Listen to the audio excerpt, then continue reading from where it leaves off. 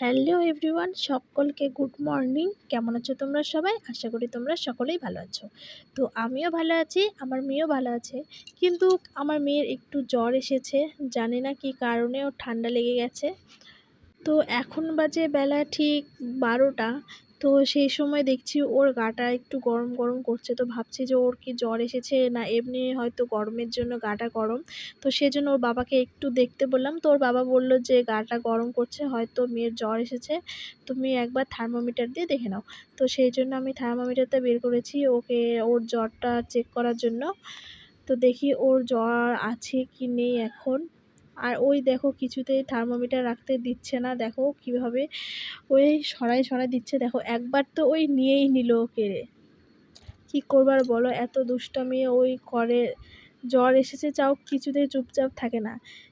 তারপরে তো বিকেলবেলা ভাবলাম যে একটু ডাক্তারের কাছে নিয়ে যাই, কারণ জ্বরটা বেশি দিন হয়ে গেলে ভালো না, ডাক্তারে গালি দেয়। তো সেই জন্য ওকে ও আমি আর ওর বাবা মিলে ডাক্তারের কাছে চলে গিয়েছিলাম দেখানোর জন্য। তো মেয়ের অসুখের জন্য না আমার কিছুতেই ভালো লাগছিল না, মানে কাজকর্মে কোনো দিক দিয়ে শান্তি পাচ্ছিলাম না, এতটাই খারাপ লাগছিল।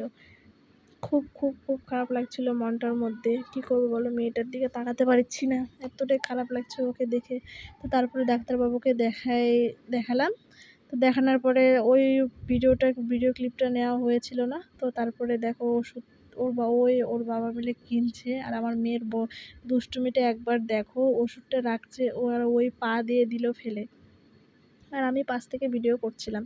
তো তারপরে বাড়িতে চলে আসলাম, আর আমার মেয়ে দেখো কত সুন্দর বাবা বাবা বলা শিখে গেছে।